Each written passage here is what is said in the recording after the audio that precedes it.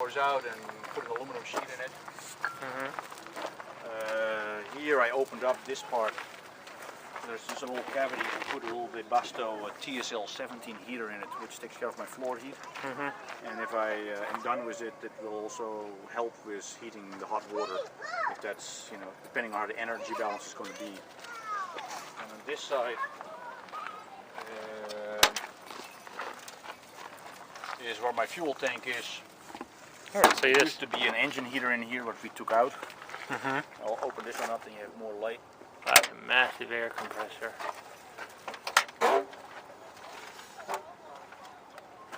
So what we're doing here right now is separating the AC compressor, that's this one, which is huge, and putting a small one-cylinder diesel engine over here, and then hanging a DC motor under it. And then the idea is that I can select if I want to redirect the power from the generator or from the motor to the AC compressor or to the DC generator. So if in an emergency I need more power, I can use it. Not the plan, but it's an like I said, emergency. And then the other way, if I am somewhere where it's really hot by any chance, and again emergency cooling, then I can run the compressor on it. Of course on unlimited cooling, because I have only a 5.5 horse motor, and this thing can take up to 20 horsepower on. It's about 140, 160,000 BTU air conditioning system on top. And then the next thought is that this DC motor can be driven in emergencies again off the batteries, not for very long obviously, and then bypass the diesel motor, so the diesel motor doesn't have to swirl along. So that's good for that. This is the motor, of course. Here was the previous fuel pump, which was a very nice design, and anyhow, it had a very small return leak in it. So after 2 months, you had to crank for a couple of minutes before it would fire up. I don't like that. I like things to turn on immediately.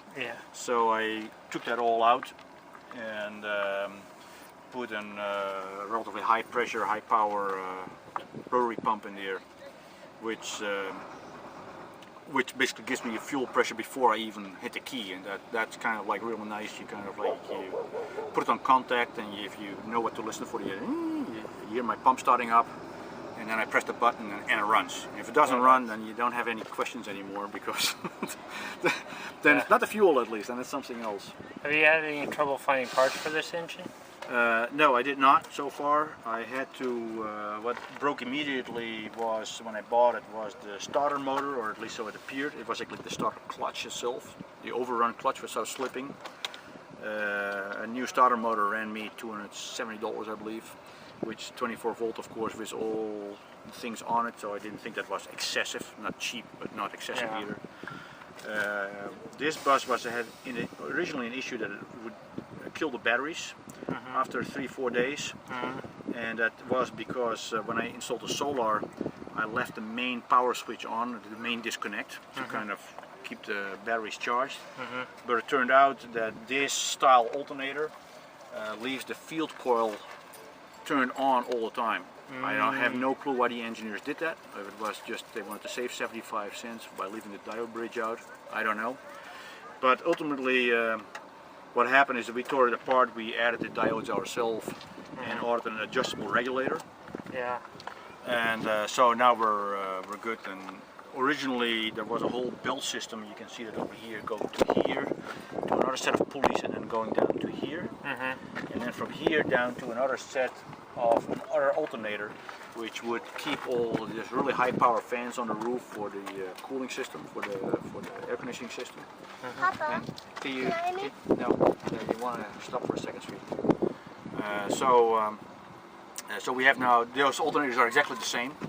So we have now a spare alternator, so that's kind of like... You have to tear apart the other one though later, if you guys get that far? No, I mean I fixed that right away, so we kind of tore into this one and we fixed that. Yeah. So that's the three things I have to have done on it. We had in the beginning, we had a leak over here. You can still see, which actually was very lucky. We had this hose on the edge. Somebody tightened that hose clamp up too much and carved into the silicone hose. Okay. So I started pissing around, which of course was all I had read was that I had a dying bus right there, but it turned out because I had an alarm going off. But this is nice of the electronic buses. Everything has a switch on it, so a low hydraulic fuel level switch goes off. Yeah. So before I actually overheated or anything even happened, I had an alarm go off as low coolant level, and you pull over and you see where it pours out.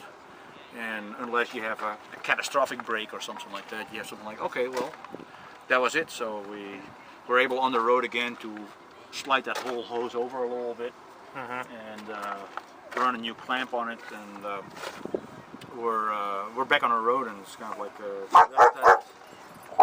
electronic buses have disadvantages, but they have also advantages. So it's so there's a sensor here somewhere in this thing.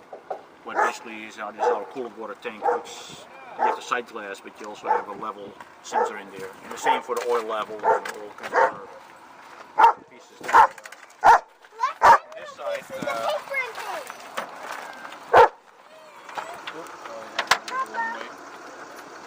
No, sweetie. That's the intercooler. And there you go. And the oil cooler and the radiator is under here. Oh, nice. So you have to. So here on the other side, this is where our head is basically. Right? So our heads are on the inside of the body. Nice. So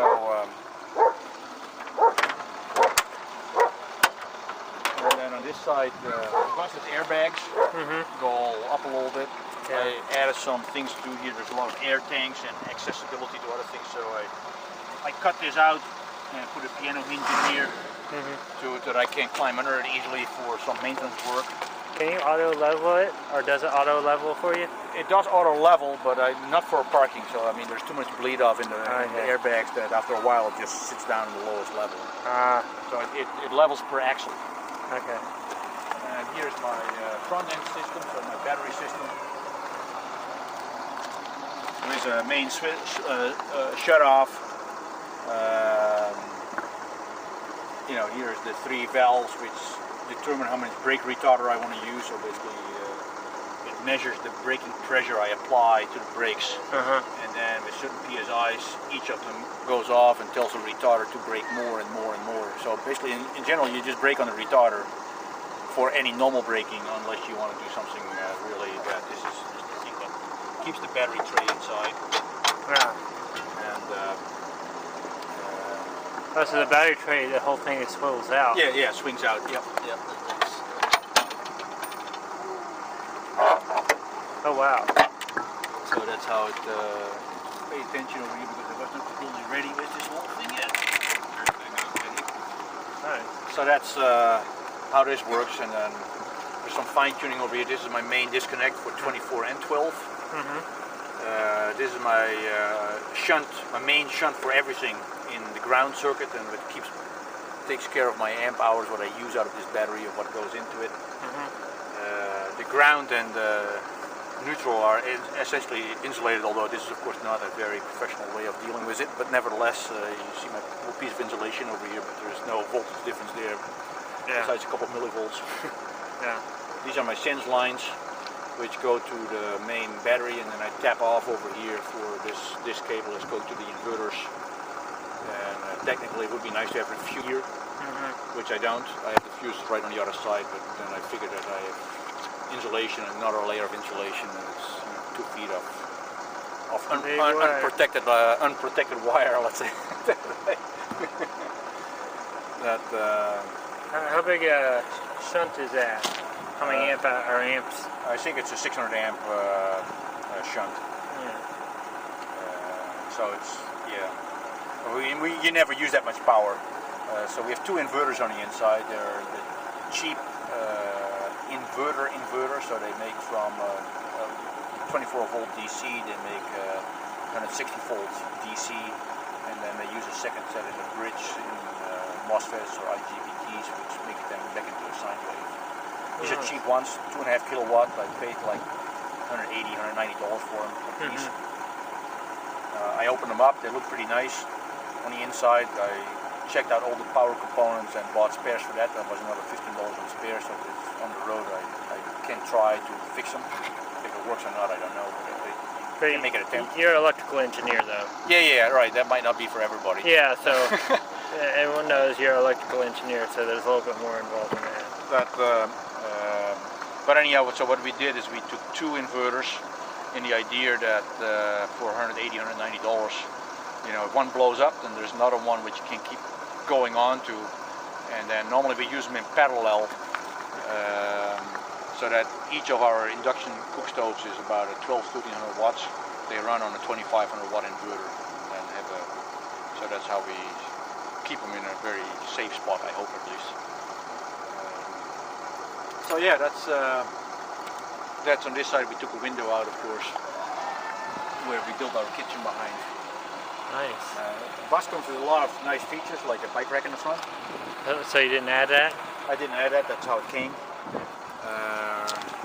There are little issues. There were a lot of security cameras inside which I took out and mounted one on the back, so I have for free, and the cabling is already there, for free the camera, rear view camera to see my vehicle. It's nice, shades comes down, it's kind of like a lot of creature comforts for the driver.